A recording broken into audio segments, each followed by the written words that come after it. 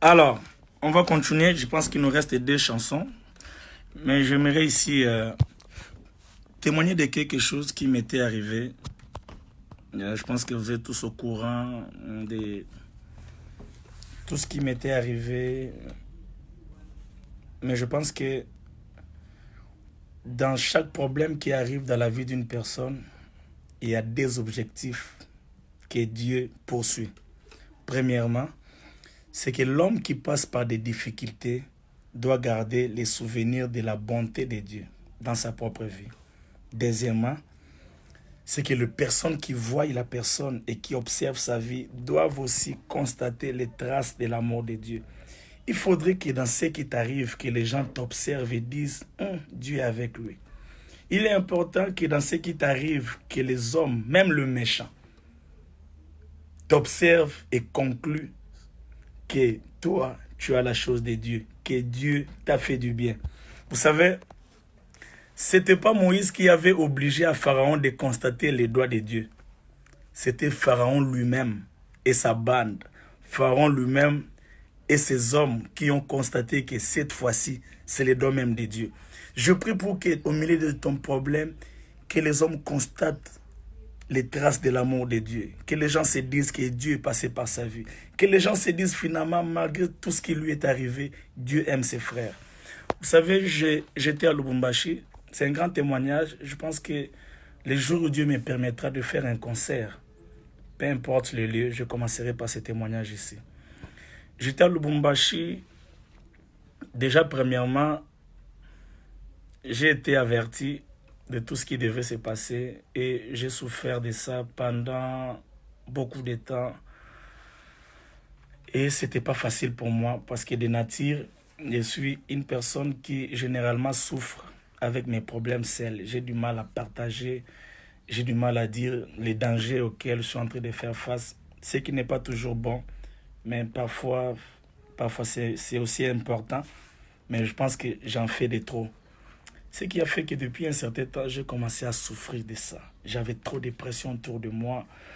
Je pense que vous avez vu cette histoire-là d'abord qui a commencé par rapport aux danses millionnaires et consorts. Une histoire où j'ai été invité. Ceux qui me connaissent savent que quand je suis invité pour agrémenter une activité, généralement je le fais avec mon cœur, je me donne parce que je suis une personne qui aime faire du bien aux autres. J'aime voir les gens se réjouir parce que je suis là.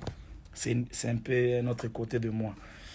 Donc voilà, c'était, je pense, depuis le mois de juillet qu'on a chanté.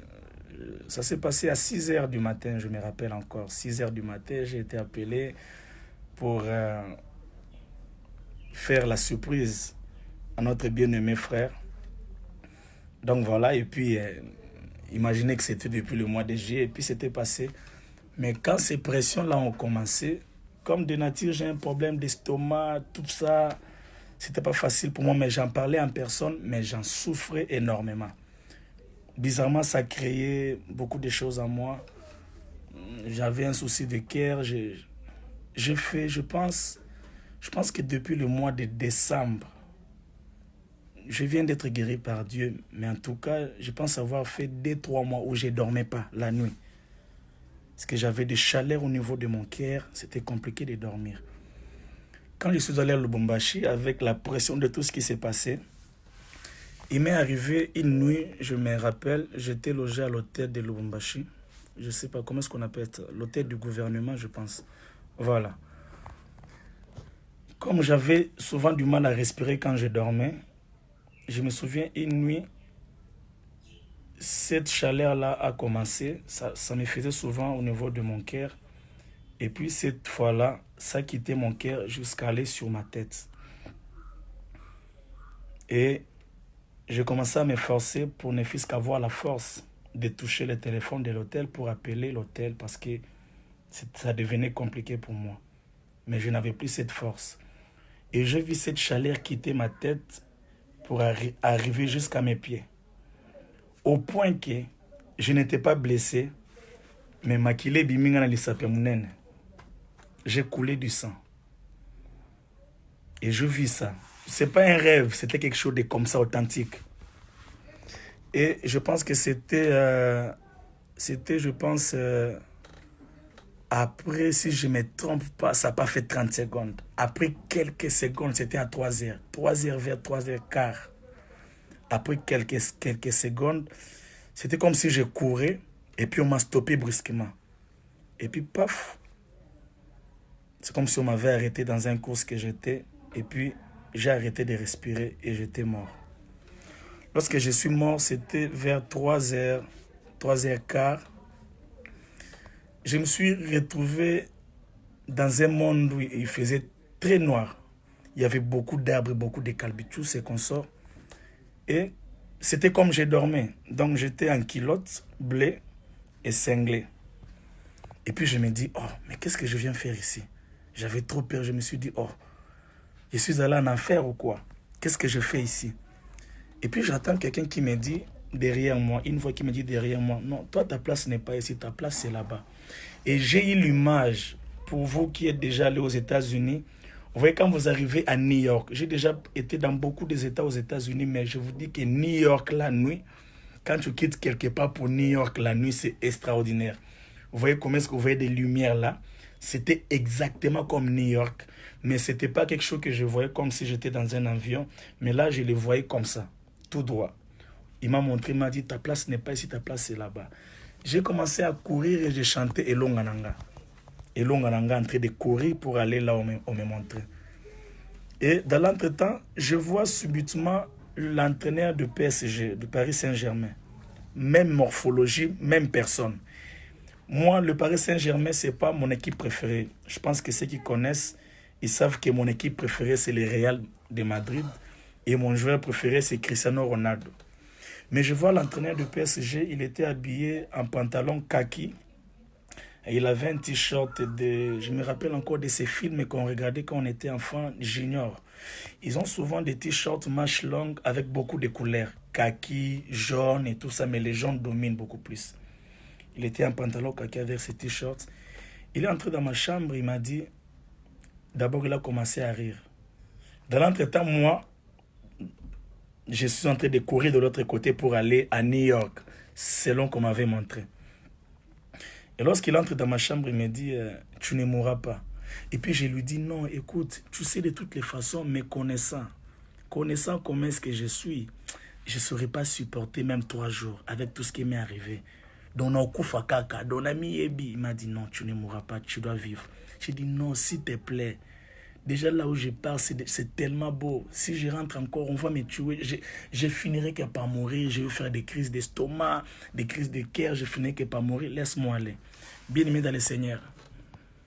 Ce monsieur m'a dit, il m'a dit, Pierre m'a renié 3 fois.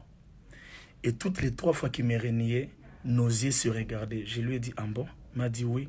La première fois qu'on s'est regardé, c'était avec l'intention qu'il ne va plus les refaire. Mais il a encore fait. La deuxième fois qu'on s'est regardé, c'était avec l'intention qu'il ne va plus les refaire pour la 3e fois. Mais il a encore fait. Mais cependant, c'est à lui que j'ai laissé l'église. Il m'a dit ceci. Toutes les promesses que tu as eues dans ta vie, depuis ton enfance, je vais les accomplir au milieu de ta honte. Je lui ai dit non, en tout cas, s'il te plaît, si tu me laisses rentrer, parce que j'étais à Lubumbashi, je lui ai dit, ça tombe encore bien que tout ceci arrive alors que je suis à Lubumbashi. Parce que si j'étais à Kin, ça allait encore être grave. Laisse-moi seulement mourir. C'est mieux pour moi parce que là, on me montre, c'est déjà bon. Je pense que c'est bon pour moi. Il a commencé à m'interpeller. Il m'a dit certaines vérités. Bon, certaines choses, je ne serai pas obligé de vous les dire. Mais je vais quand même énumérer quelque chose. Il m'a dit, tu as changé ton entourage. Ça, c'était la première des remarques. Il m'a dit, ton argent... Ceux qui en bénéficient, ceux qui mangent ton argent, ce n'est pas des personnes que moi j'avais prévu pour qu'ils mangent ton argent jusqu'ici. Il m'a rappelé d'un frère, En fait, quand j'habitais l'église, il y a eu une période où j'ai chômé pendant 3 ans. Et ses frères, on dormait avec lui à l'église, j'étais son nom. Lui aussi n'étudiait pas. Moi, j'étais en 4e des humanités. Lui, je pense qu'il devait être en 6e des humanités. Et il y a eu une année où Dieu lui a fait grâce, où je pense ses parents ou son oncle lui a envoyé de l'argent. Il a acheté l'uniforme, il a acheté le basket, tout ce qu'il fallait pour rentrer à l'école. Mais la nuit, quand on priait, Dieu lui dit, toi, tu ne vas pas étudier, c'est Michel qui va étudier à ta place. Et j'ai vu Danny, je cite son nom finalement, il s'appelle Danny. J'ai vu Danny en train de pleurer la nuit, je lui dis, ah, mais Danny, qu'est-ce qu'il y a? Pourquoi tu pleures? Moi, je pensais qu'il y a Lanzala, je pensais peut-être qu'il pleurait à cause des soucis. Il me dit, non, Michel, pendant que je priais la nuit, Dieu m'a dit que moi, je ne dois pas étudier, mais c'est toi qui dois étudier à ma place. Je dis, oh, mais comment tu vas faire? Il me dit, non, je te donne mes cahiers. Il m'a donné son uniforme, il m'a donné le basket. Je n'oublierai jamais, c'était en couleur rouge et blanc. Rouge et blanc. Il m'a donné tout et il m'a donné même l'argent. Je suis allé m'inscrire dans une école vers l'UMT 13e rue, c'est une école kimbanguiste. Le frais scolaire à l'époque, c'était presque quelque chose de rien du tout. Je suis allé m'inscrire là-bas comme je faisais l'électricité. Je suis allé m'inscrire là-bas, c'est là où j'ai commencé avec mes études. Mais c'était à cause de ses frères. Mais il n'y a pas longtemps, je pense que c'était l'année passée, ses frères s'est marié et finalement sa femme avait accouché avec césarienne.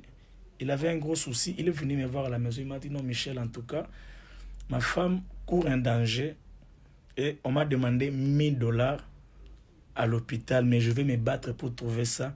Mais toi, donne-moi même 100 $, comme ça je vais compléter. J'ai dit, ok.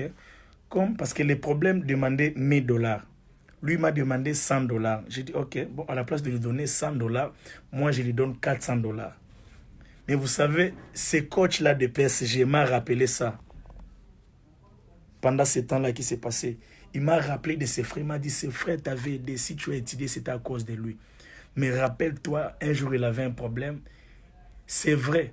Parce que j'ai dit à Dieu, non, mais il m'avait demandé 100 $, je lui ai donné même 400. Il m'a dit, non, tu étais à mesure de lui donner 1000 $, voire même plus, à cause de ce qu'il avait fait pour toi. Bien-aimé, je ne pouvais pas imaginer que ça, là, ça pouvait alerter la colère de Dieu.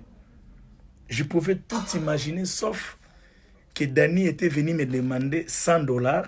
Son problème était de 1000 $. Il m'a demandé 100 $. Moi, je lui ai donné 400 $, mais Dieu au ciel s'est fâché. Parce que selon Dieu, d'après Dieu, j'étais à mesure de donner 1000 $, voire même plus, à cause de ce que Danny avait fait dans ma vie. Et Dieu m'a dit que depuis, le ciel a été fermé pour moi. J'ai dit, oh. Il dit, mais oh, Nzamba, rankin ton. C'était très compliqué. Il m'a fait voir beaucoup d'autres choses. Il m'a dit, dans toutes les personnes avec qui tu as dormi à l'église, quelle est la personne que tu aides, que tu as même déjà donné 500 $ comme ça? J'ai dit, oh, je me suis rendu compte, non, il y a des frères, parfois, ils viennent à la maison, et Michel en a un problème à 100 $, je donne. Mais Dieu ne voyait pas des choses comme ça. Bien, mesdames et messieurs, j'ai manqué de raisons à dire. Dieu m'a encore dit, rappelle-toi lorsque tu étais en première licence, je t'avais appelé, tu es un prédicateur authentique. Mais pourquoi tu n'aimes pas me servir? J'ai dit, oh, mais je sers déjà dans la chanson. Je suis un adorateur et je suis occupé dans ton œuvre. Je voyage, je vais par-ci, par-là pour ton œuvre. Je dois interdire, bah non, va déranger. S'il vous plaît, maquillez l'été. Sorry. Ça maquillez. Ok. J'ai dit, oh, mais je suis déjà un serviteur de Dieu. Dieu m'a dit que depuis un certain temps, j'étais devenu comme un serviteur de la musique et non de Dieu. Je dis, oh, comment ça? Bien aimé dans le Seigneur, vous savez, il y a beaucoup de dangers dans les services que nous faisons pour le Seigneur. Nous sommes pris dans beaucoup de dangers alors que nous servons pour le Seigneur. Parfois, il est toujours important, je me suis finalement dit, de toujours demander à Dieu, Seigneur, pendant que je te sers, tu me vois où? Parfois, tu peux être en train de faire autre chose que ce que Dieu t'a demandé. Mais Dieu, par son amour, il t'accompagne. Moi, je pensais que Dieu me ferait des reproches du genre Dieu n'a même pas fait mention à ça. Dieu est allé au-delà de ce que je ne pouvais même pas imaginer, aider les gens. soutenir les gens avec qui j'ai commencé dans la faiblesse. Être conscient de mon appel. Il m'a même rappelé que depuis un certain temps, je lis la Bible pour comprendre, pour avoir les révélations de la chanson et non pour mon âme. J'ai dit, oh, ah oui. Il m'a dit, quand tu lis la Bible, je lui ai dit, oui, justement, c'est parce que je ne suis pas un prédicateur. Je ne dois pas lire la Bible comme un prédicateur. Il m'a dit que quand tu lis la Bible pour avoir des révélations dans la chanson. Bien-aimé dans le Seigneur, vous imaginez qu'il était 3 heures quand cette circonstance s'est passée, quand cette situation m'est arrivée. Vers 9 heures, l'hôtel a appelé pour les petits déjeuners. Je ne prenais pas mon téléphone parce que j'étais déjà mort. Je suis mort de 3 heures à 15 heures. L'hôtel a appelé à 9h, 10h pour les petits déjeuners, 8h, tout ça. Je n'ai pas pris. Et il était l'heure de venir nettoyer la chambre. Ils sont entrés comme j'étais dans une suite. Donc il y avait salon et chambre. Donc ils sont entrés, pensant peut-être que j'étais dehors. Mais quand ils sont entrés dans la chambre, ils m'ont vu là étalé. Et puis ils m'ont appelé frère Michel, jusqu'à ce qu'ils ont commencé à paniquer. Ils étaient à deux, quand ils ont commencé à paniquer, l'une d'entre eux a dit à l'autre, bon, certainement qu'avec la musique et les concerts, il doit être fatigué. Et l'autre a dit, mais non, j'ai comme l'impression que la manière dont il est en train de dormir, il ne respire même pas parce qu'il m'avait même bougé comme ça au pied. Et je ne me réveillais pas. Et puis l'autre a dit, non, certainement il est fatigué avec des concerts, tout ça, laissons-lui. Laissons-le plutôt, je pense qu'il doit se reposer. Ils m'ont laissé, bien aimé dans le Seigneur. On a parlé avec ces messieurs. Dans l'entretemps, là-bas, j'étais en train de courir pour aller vers les New York qu'on était en train de me montrer. C'était le ciel, au fait. Arrivant vers 15 heures, ce type me dit, maintenant, tu rentres. J'ai dit, non, laisse-moi partir. Il m'a dit, tu rentres. C'est l'entraîneur de Paris Saint-Germain. Le jour où Dieu me permettra de venir en France, en tout cas, il faut que quelqu'un m'aide, il faut que je voie ce type-là.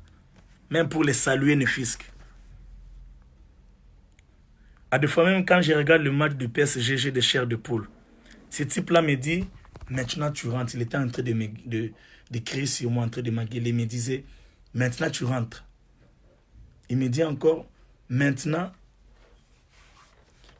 il n'y a que toi et moi qui sommes dans la joie. Parce que moi, je t'ai parlé et toi, tu m'as écouté. Il m'a dit, il n'y a que toi et moi qui sommes dans la joie parce que moi, je t'ai parlé et toi, tu m'as écouté. Rentre. Et quand il a dit rentre, il a crié. De l'autre côté, là où je partais, j'ai juste tourné le dos comme ça. Et puis, je me suis réveillé. Bien aimé dans le Seigneur. C'est un gros témoignage pour moi. Je vous dis que quand je me suis réveillé, non, il y a quelqu'un qui me demande la question, mais tu étais conscient? Non, non, non, je n'étais pas conscient. Ce que je vous parle ici, c'est-à-dire que c'est mon esprit qui était là-bas, qui était en train de voir ça. Ce n'est pas que j'étais conscient là où j'étais, parce que là où j'étais sur mon lit, j'étais parti, je ne voyais plus rien, je ne comprenais plus rien. Mais dans mon esprit, j'ai vu que j'étais étalé dans mon lit et j'ai vu quelqu'un entrer et je me suis rendu compte que c'était le coach de Paris Saint-Germain. Quand il m'a dit ça, bien aimé, j'ai sursauté directement, paf, je me suis réveillé. Ce que je dis ici, vous pouvez vérifier ceci. Il y a Gelo Osongo de Lubumbashi. J'ai fait récemment un concert à Lubumbashi. C'était, je pense, le 19 décembre. Bien-aimés dans le Seigneur. Ils sont venus me chercher vers 16h, 17h pour une émission. C'est-à-dire que je sentais, vous voyez, quand on était enfant, il y avait, je ne sais pas comment est-ce qu'on peut appeler ça en français, mais c'était comme... Bamakila moko ngombe, bamakila ngombe na bumwana. Bamakila moko ngombe bandote kana bakwe na banda, je me rappelle tant vous avez mkeze ba Solomon bizarre. Bien aimé, na lumba solo wana pendant un jour. Moi-même quand je me suis réveillé, je commençais à sentir mal. Je suis allé me laver, nature parfum, rien. C'est quand je suis descendu en bas, la voiture m'attendait pour aller dans une émission. C'est quand je suis descendu en bas pour laisser cette fois-là la carte de la chambre Ce sont eux qui m'ont dit, frère Michel, on était venu dans ta chambre, tu l'as moussoukou, mais tu l'obika certainement au lembaki. Mais tu bêta qui au bisoukou to bangi. Nabi, waouh. Ok. Maintenant, c'est quand j'entre dans la voiture, une fois que je suis entré dans la voiture, c'était des Noah. Vous voyez, des Noah, il y a beaucoup d'espace. Et je préférais de me mettre derrière. Quand je me suis assise, bien aimé dans le Seigneur, Solomon Kwezala Kiwana, je vous dis, au point que les gens même pensaient qu'il y avait des choses bizarres. C'est maintenant là que j'ai commencé à me rendre compte, Nabi, waouh. Donc je suis parti de 3 heures à 15 heures et Dieu m'a ramené à la vie. Et je pense que ces choses se sont passées. Dieu était en train de préparer mon cœur. Parce qu'en principe, tout le monde, ceux qui me connaissent, y compris ma mère a plusieurs fois fait des crises de tension. Parce que ceux qui me côtoient et ceux qui sont le mien savent que Michel a un problème d'estomac, il a un problème de cœur. Moi, j'ai déjà fait une fois, pendant que je suis Michel Bakendesi, fait une crise d'estomac au point de faire une dépression devant la porte de l'église. Donc, on a quitté la voiture, on a quitté la commune de la porte de l'église. On a quitté la mabele, bazelu, baminga en hôpital. Donc, on a vécu une crise d'estomac. Alors, tout le monde craignait que Michel ne saura pas supporter tout ceci. Mais ce que les gens ignoraient, c'est que Dieu m'avait donné un autre cœur pour supporter. Il y avait même des choses que je ne savais pas que je vais rencontrer à Kinshasa. Et quand je rentre à Kinshasa le mardi, je prends un vol. Quand je monte dans l'avion, j'étais conscient que tout le monde est au courant de ma situation. Quelle honte, quelle humiliation. Je suis entré presque la dernière personne. J'avais ma tête baissée. Quand je suis allé m'asseoir, je pense après peut-être 45 ou 1 heure du temps, j'ai fait une crise en plein vol. Je me retrouver le numéro de cette sœur. Comment elle s'appelle? Elle doit s'appeler Hortense. Entre Hortense, mais son nom elle doit s'appeler Hortense. Cette sœur-là, elles étaient à deux. J'ai commencé à faire comme une crise en plein vol. Elle est venue et m'a dit à l'oreille, frère Michel, on est tous au courant de ce qui t'est arrivé. Je vis ce qui t'est arrivé sur Facebook. Mais moi, je me suis converti par tes chansons. Si aujourd'hui tu meurs, moi je vais devenir quoi? Bien, mais dans le Seigneur, crise et missile est là. Directement, je me suis remis. Ils m'ont traité comme si j'étais assise au business. Ils m'ont donné à manger de l'eau. Ils ont pris soin de moi. Que Dieu bénisse ces hôtesses-là. Ils sont à deux. Je me disais qu'il faut que je les fasse du bien. Mais Dieu m'a fait grâce. J'ai retrouvé le numéro de la sœur. On s'est écrit, ça fait des jours. Et je me dis que les jours où Dieu me bénira, en tout cas, je ne sais pas. Parce qu'ils m'ont sauvé la vie. J'ai failli mourir dans l'avion. Parce que pour moi, c'était compliqué. J'arrive sur Kinshasa. On vient me chercher. Je me souviens, c'était mes frères. Ils viennent, ils me cherchent. On rentre à la maison. Et c'était compliqué. Je suis entré. Directement, je suis entré en chambre. J'ai commencé à chercher le sommeil, mais c'était compliqué de dormir. C'était compliqué de dormir. Heureusement pour moi que Dieu m'a donné des gens qui m'aiment, mon groupe ATES. Je ne savais même pas qu'ils étaient tous là. Et puis on me réveille, non, les Rachel sont là. Tout le monde était là. Ils m'ont encouragé, non, président. On a rigolé, j'ai un peu oublié. On a prié, j'ai dit, waouh. Ça, c'était le moment où tout le monde devait venir avec une pierre pour te lancer dessus. Mais c'est le moment où ils trouvent bon de pouvoir me soutenir. Président, non, président.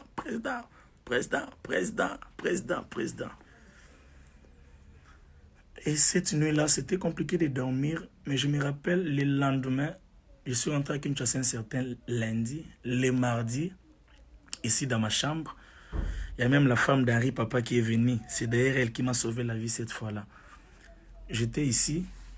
Et puis bizarrement, je commençais à faire une crise. Il y avait ma langue qui sortait. Il y avait des salives qui coulaient de partout. C'était compliqué. Et bizarrement, c'est Rachel qui m'appelle. Rachel Agneme. Rachel m'appelle et bizarrement, je prends son appel. Je ne sais même pas comment est-ce que j'avais répondu à son appel. Et Rachel Nathan, il dit allô. Elle dit allô. Je ne parlais pas. Mais elle entendait comment est-ce que je gémissais, comment est-ce que je faisais. Et puis Rachel vient vite en courant. Je pense après 5 minutes, elle est rentrée ici. Ils ont appelé Henri Papa. Henri Papa était en ville. Elle a envoyé Fallon. Ils sont venus ici. Beaucoup de gens étaient ici. Et puis, ils m'ont jeté de l'eau, tout ça, tout ça. Mais ma crainte était qu'ils disent pas ça à maman.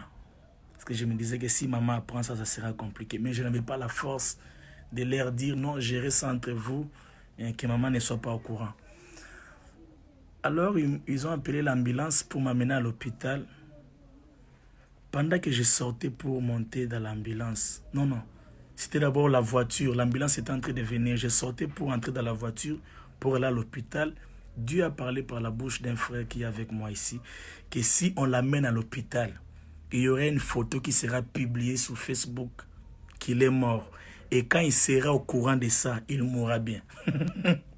Dieu a dit, ne l'amenez pas à l'hôpital, qu'il reste à la maison. C'est ce qu'on m'a ramené ici. Les Rachel ont prié toute la journée. Les gens sont venus des intercesseurs, de pasteurs. Les gens ont prié. Les gens ont prié.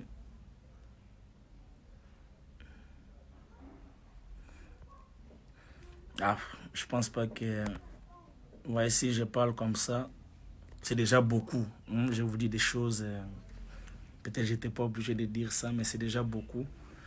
Et je pense pas que certains détails soit important de pouvoir encore dire et tout ça. C'est comme je disais à l'émission, si Dieu est en train de faire un travail, il ne faut pas que je fasse un autre travail. Moi, je considère que ce qui m'est arrivé, c'est un grand miracle. C'est quelque chose qui était venu pour m'emporter.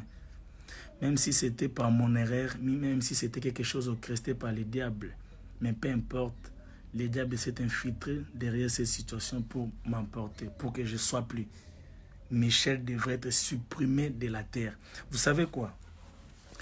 Lorsque le diable demande la vie de Job à Dieu, quand Dieu lui dit, fais tout ce que tu veux, mais ne touche pas à son âme. Le fait que Dieu ait interdit au diable de toucher à son âme, pour le diable, c'était déjà ça l'échec de sa vie. Le diable n'avait rien à voir avec la maladie de Job et tout ça. Non, le problème du diable, c'était que cet homme de Job devait être supprimé sur la terre. En soi, c'est ça l'objectif du diable. C'est ça, en fait, l'objectif même du problème. Les problèmes viennent pour nous supprimer sur terre. Mais seulement Dieu permet que les problèmes arrivent, mais préserve nos vies. Et quand je suis arrivé à Kinshasa, c'était compliqué. Et bien aimé dans le Seigneur, pour une fois, moi-même, je suis étonné de voir ce Michel que je suis devenu. Je pense que 2 jours après, j'ai eu le courage. Je me suis dit, je ne mourrai pas, je dois vivre. Comme j'ai déjà écouté Dieu, mes oreilles se ferment pour tout ce qui viendra après. Mais imaginez, à Kinshasa, c'était compliqué. Je me suis dit non. Je pense 2 jours après, je suis allé à Rotana. Je suis allé m'asseoir pour rien. Parce que je me suis dit, il est important pour moi d'affronter les regards des gens. Il ne faut pas se tuer. Il ne faut pas se comporter en son propre ennemi. Il faut vivre.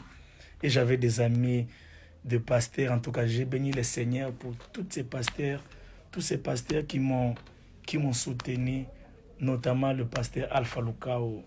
Je l'ai vu quitter l'Afrique du Sud pour venir m'encourager. Le pasteur Raoul Wafo qui m'a envoyé un message d'encouragement. Le pasteur Jean Bosco Kindomba, mon père spirituel Jean-Baptiste Soumbela, le pasteur Espé Mbakadi. Je me disais que le pasteur Ken, on a eu des séances de prière à la maison. Il me soutenait, il m'a dit, Michel, chaque jeudi, tu es à la maison à 10h, on va prier. Mais moi, je me disais, mais ça, c'est un miracle. Nous connaissons tous comment ça se passe ici à Kinshasa, au Congo. Quand quelqu'un est dans un problème, le rôle que l'Église joue à ce moment-là d'habitude, c'est de tuer encore cette personne. Mais ce que moi j'ai vu par rapport à mon cas, c'est un grand miracle. Je remercie aussi ma grande sœur ici. Je l'ai vu organiser une chaîne de prière et j'ai vu des gens entrer. Je suis entré 2-3 fois. J'ai vu des gens entrer pour prier pour moi. Je me disais, mais c'est passé à quoi je m'attendais. Mais Bolingo et Wuti Wapi, ça c'est... Je dis, mais ça c'est... Qu'est-ce qui se passe avec ma vie? Tu sais, tu peux même me retirer la vie maintenant là. Je sais que tu m'aimes, c'est déjà... Ce que tu as fait là, c'est déjà de trop. Même si je mourrais pauvre, mais ce que tu viens de faire là, c'est un grand miracle et pour moi c'est suffisant. Même si je mourrais là, Je mourrai avec les souvenirs d'un Dieu qui a lavé ma réputation, d'un Dieu qui m'a recommandé dans les cœurs des enfants de Dieu au moment où je n'avais plus de place dans les cœurs des enfants de Dieu. Je me dis, waouh, c'est un grand témoignage pour moi. Je n'oublierai jamais la bonté de l'Éternel à mon égard.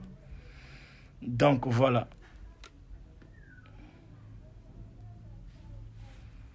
Bon, est-ce que je dois commencer à répondre? Je pense que si j'entre dans ces jeux-là, bon, c'est pas un jeu, mais seulement on sait comment ça tourne.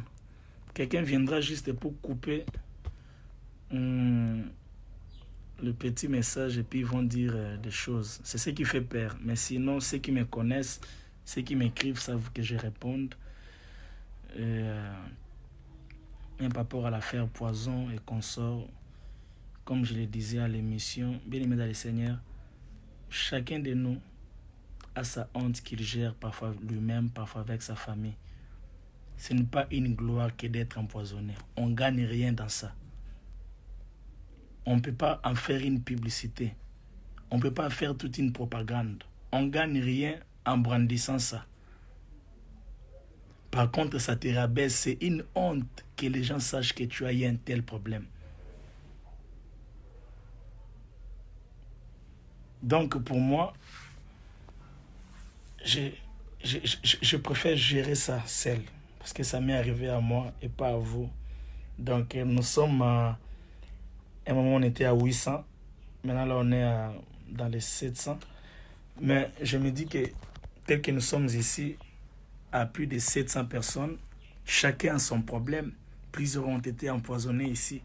Mais personne ne le sait. Moi je ne sais pas ça. Je ne sais pas si Fifi Pemba a déjà été empoisonné.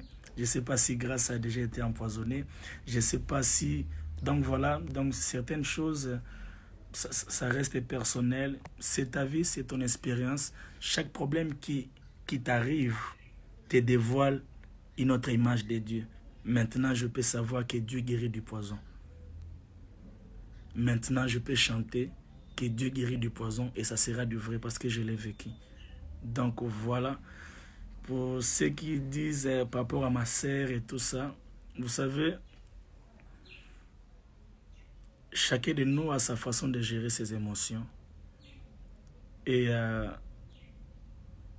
l'amour n'a pas besoin d'une autorisation pour s'exprimer ou pour parler. Le sang n'a pas besoin d'une autorisation pour parler. Christ a même donné sa vie. Il a payé de son sang pour racheter des hommes et femmes qui ne les connaissons même pas. Nous étions dans le péché, on n'avait pas de l'amour pour le Christ. On n'avait pas de l'amour pour le Christ. Mais puisque Christ connaît notre origine, nous venons du Père, nous sommes sortis du Père, nous avons été créés à l'image de Dieu. L'amour de Christ a crié, a parlé, s'est exprimé sans même nous consulter. Donc si quelqu'un qui même peut parler à mon nom sans pour autant me consulter, je ne peux jamais en faire un problème. Parce que chacun de nous a sa façon de gérer ses émotions et consorts. Donc voilà, vous savez, c'est pourquoi la chanson ici, Ma leçon, non, je vais faire écouter ça. Je pense que je dois avoir ça ici.